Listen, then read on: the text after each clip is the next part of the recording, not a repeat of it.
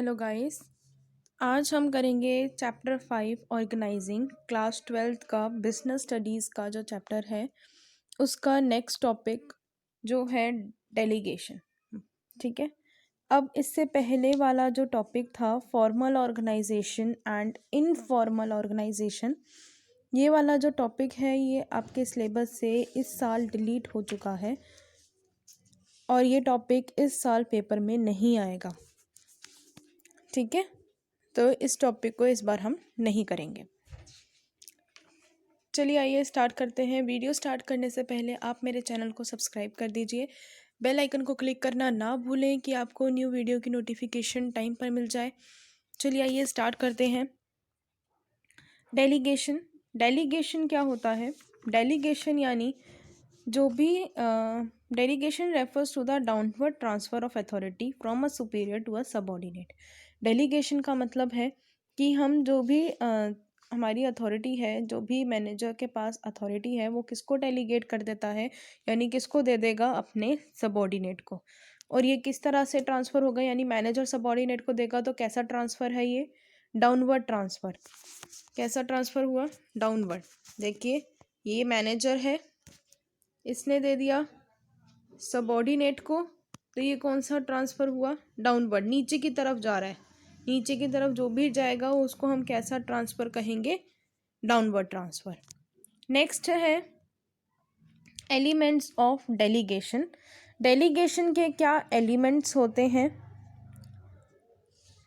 पहला एलिमेंट है authority, then second है responsibility and then accountability. Authority क्या होता है? अथॉरिटी मीन्स कि जो भी पावर्स हैं एक मैनेजर वगैरह के पास, यानी सब सुपीरियर के पास, मेनली हम बात करते हैं सुपीरियर की। सुपीरियर के पास जितनी भी पावर्स हैं उनमें से कुछ पावर वो किसको दे दे? सबऑर्डिनेट को। पावर ऑफ टेकिंग डिसीजन वो किसको दे दे? कुछ राइट दे दे पावर्स का, तो उसको हम क्या कहते हैं? अथॉरिटी कहते हैं। अथॉरिटी जो है वो कैसा होता है? डाउनवर्ड स्लोपिंग, यानी डाउनवर्ड में जाता है, नीचे की तरफ जाता है। क्योंकि डाउनवर्ड हम लोग पावर्स को देते हैं सुपीरियर से सबऑर्डिनेट में। रिस्पॉन्सिबिलिटी। अब रिस्पॉन्सिबिलिटी का क्या मतलब है? अगर हमने किसी एक पर्सन को पावर दी है तो उसकी रिस्पॉन्सिबिलिटी बन जाती है, यानी ये एक ऑब्लिगेशन बन जाता है पर्सन के लिए कि वो उस पावर का अच्छे से यूज़ करे और उस चीज़ के लिए रिस्पॉन्सिबल हो। जो भी वो परफॉर्मेंस कर रहा है उस पावर से, जो भी डिसीजन वगैरह ले रहा है, अगर वो सही है या चाहे गलत है, पूरा का पूरा रिस्पॉन्सिबल वो पर्सन होगा। तो ये वाला जो होता है ये कैसा जाता है? अपवर्ड जाता है। अपवर्ड जाता है। कैसे? जो भी रिस्पॉन्सिबिलिटी है वो कहाँ से राइज हुई? अथॉरिटी से। ठीक है, तो ये कैसे जाएगा? Subordinate to superior. अब इस रिस्पॉन्सिबिलिटी का कौन कौन वो रह गया? सबऑर्डिनेट रह गया। सबऑर्डिनेट अगर गलत काम कर देता है कोई, तो वो सारा का सारा किसको बताएगा? सुपीरियर को। तो ये अपवर्ड डायरेक्शन की तरफ मूव करेगा। फिर नेक्स्ट है अकाउंटेबिलिटी। अकाउंटेबिलिटी के अंदर जो पावर्स हैं क्या होती हैं? ये भी अपवर्ड डायरेक्शन में होती है। ठीक है, अब ध्यान से सुनना। अकाउंटेबिलिटी का मतलब होता है जो भी हमें पावर्स दी गई हैं, यानी जो भी हमें अथॉरिटी दी गई है, जिसकी अथॉरिटी जब दी गई तो उसके साथ साथ उसकी रिस्पॉन्सिबिलिटी भी बन गई। अब उस रिस्पॉन्सिबिलिटी को अगर कोई काम गलत हो गया, मान लीजिए, उस रिस्पॉन्सिबिलिटी पर अब क्या होता है? उसको अगर काम कोई गलत है, गलत कर दिया उसने कुछ, या डिसीजन जो है वो अच्छा सक्सेसफुल नहीं हो पाया, या सक्सेसफुल भी हो गया, तो वो उस चीज़ के लिए आंसरेबल होगा। वहाँ जाके उसको आंसर करना होगा कि मैंने ऐसा ऐसा काम किया था और ऐसे ऐसे हो गया, मेरा कोई गलत इरादा नहीं था, बट सक्सेस नहीं हो पाया, या सक्सेस हो गया तो बहुत अच्छी बात है। यानी वो हर चीज़ के लिए आंसरेबल होगा। किसको? सुपीरियर को, जो सबऑर्डिनेट है। इसलिए ये भी अपवर्ड डायरेक्शन में जाता है।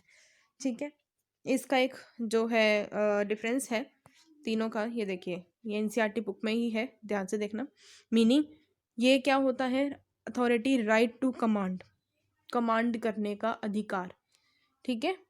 Responsibility, obligation to perform an assign task, यानी जो भी टास्क उनको मिला है उसको परफॉर्म करने के लिए जो अथॉरिटी दी गई है उसके लिए वो रिस्पॉन्सिबल भी है। यानी ऑब्लिगेट भी है कि अगर कोई गलत काम हो गया या सही भी हुआ तो वो रिस्पॉन्सिबल है उस काम के लिए। अच्छा होता है, वेल एंड गुड काम हो जाता है तो वो उस चीज़ के लिए रिस्पॉन्सिबल होगा, उसको कुछ गिफ्ट वगैरह दिया जाएगा। अगर वो काम सही नहीं कर पाता, उसके लिए रिस्पॉन्सिबल है, तो उसको पनिश भी किया जाएगा। ठीक है, तो वही पर्सन रिस्पॉन्सिबल होगा। Answerability for the outcome of the assign task, जो भी टास्क दिया गया है उसके लिए वो आंसरेबल हो। ठीक है, नेक्स्ट है डेलीगेशन। डेलीगेशन यानी ये कैसे कैसे डेलीगेट हो सकते हैं, अथॉरिटी जो है वो डेलीगेट हो सकती है। रिस्पॉन्सिबिलिटी डेलीगेट नहीं हो सकती, ना ही अकाउंटेबिलिटी डेलीगेट हो सकती है। कैसे, एक एग्जांपल लेते हैं। किसी एक पर्सन ने आपको अथॉरिटी दी कि आप सारी बर्थडे की प्रिपरेशन करोगे, या आप मान लीजिए उसने रिस्पॉन्सिबिलिटी आपको अथॉरिटी दी कि आप केक बनाओगे। ठीक है, अब लेकिन आप ये रिस्पॉन्सिबिलिटी आपको दी गई है, आप इस रिस्पॉन्सिबिलिटी को डेलीगेट नहीं कर सकते।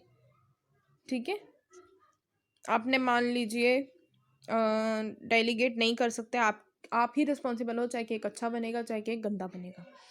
अकाउंटेबिलिटी आप ही आंसर करोगे कि क्या केक में गड़बड़ की गई थी, क्या उन्होंने सही नहीं किया। तो वो डेलीगेशन जो है वो ना ही हम रिस्पॉन्सिबिलिटी के अंदर डेलीगेट कर सकते हैं, ना ही अकाउंटेबिलिटी के अंदर। ठीक है, फिर नेक्स्ट है ओरिजिन। इसका ओरिजिन क्या होता है, arises from formal position. Formal position से अराइज होती है, सीनियर टू सबॉर्डिनेट। ठीक है, फॉर्मल रिलेशंस होते हैं उससे अराइज की जाती है। ये किससे अराइज होती है, डेलीगेटेड अथॉरिटी। जो अथॉरिटी दी गई उसके लिए वो रिस्पॉन्सिबल है, तो ये डेलीगेटेड अथॉरिटी के ऊपर अराइज होती है। और जो अकाउंटेबिलिटी है वो कैसे अराइज हुई, रिस्पॉन्सिबिलिटी, जो उसको रिस्पॉन्सिबिलिटी मिली है उससे अकाउंटेबिलिटी अराइज हुई। पहला, अथॉरिटी अराइज हुई है फॉर्मल पोजीशन से। दूसरा, रिस्पॉन्सिबिलिटी अराइज हुई है अथॉरिटी से। देन तीसरा, अकाउंटेबिलिटी अराइज हुई है रिस्पॉन्सिबिलिटी से। यानी ये तीनों एक दूसरे से अराइज हुए हैं। ठीक है, फ्लो, इनका फ्लो कैसा है। अथॉरिटी मैंने पहले बताया है कि डाउनवर्ड जाती है सुपीरियर टू सबॉर्डिनेट, सुपीरियर से लेके सबॉर्डिनेट तक। देन रिस्पॉन्सिबिलिटी कैसे जाती है, अपवर्ड जाती है subordinate to superior. Then accountability upward जाती है सबॉर्डिनेट से लेके सुपीरियर तक। ठीक है, नेक्स्ट करते हैं topic importance of delegation. Delegation से क्या इम्पोर्टेंस मिलती है वो पढ़ते हैं। पहला है इफेक्टिव मैनेजमेंट। मैनेजमेंट इफेक्टिव हो जाता है कैसे, हमने फ्रीडम दे दी पर्सन्स को काम करने के लिए, तो वो क्या करते हैं, नए नए इनोवेटिव आइडियाज़ को ढूंढते हैं, उस काम को अच्छे से परफॉर्म करने की कोशिश करते हैं कि भैया हमें नया काम मिला है तो हम उसी पे कंसंट्रेट करें। तो वो कंसंट्रेट करते हैं, तो मैनेजमेंट क्या हो जाती है, बहुत ज़्यादा इफेक्टिव हो जाती है। फिर है एम्प्लॉय डेवलपमेंट। इसके साथ साथ जैसे ही हमने अथॉरिटी दी, पावर्स दी, उनको लीडर वगैरह बना दिया, तो उससे क्या हुआ, वो बहुत उनकी डेवलपमेंट हो जाएगी। कैसे डेवलपमेंट होगी, वो सारे नए नए तरीके के डिसीजन लेंगे, फ्यूचर को एनालाइज करने की कोशिश करेंगे, तो क्या होगा, उनके लिए आसान हो जाएगा फिर धीरे धीरे ये काम, तो उनकी डेवलपमेंट अपने आप होने लग जाएगी और वो फ्यूचर के लिए एक बेटर मैनेजर बन पाएंगे। ठीक है, उनको नई नई स्किल्स मिल जाएंगी, नए एक्सपीरियंस मिल जाएगा, हाई पोजीशन पर काम करने के लिए वो कैपेबल हो जाएंगे। तो एम्प्लॉय की डेवलपमेंट इस तरह से हो जाएगी। नेक्स्ट है मोटिवेशन ऑफ एम्प्लॉयज़। एम्प्लॉयज़ को मोटिवेट भी करता है कैसे, एम्प्लॉयज़ जो हैं वो क्या करते हैं, अपने एम्प्लॉयज़ के अंदर भी कोई ना कोई टैलेंट छुपा हुआ होता है। जब हम उनको अथॉरिटी दे देंगे डिसीजन मेक करने की, तो वो क्या करेंगे, नए नए आइडियाज़ लेके आएंगे। वो बहुत ज़्यादा सिमिलर होते हैं उस नेचर से जिस नेचर का वो वर्क होता है। वो हर एक पर्सन के साथ इंट्रैक्ट होते हैं। ठीक है, तो उनको ज़्यादा पता होता है कि अगर इस टाइम पर हम ये पॉलिसी यूज़ करेंगे तो अच्छा रहेगा।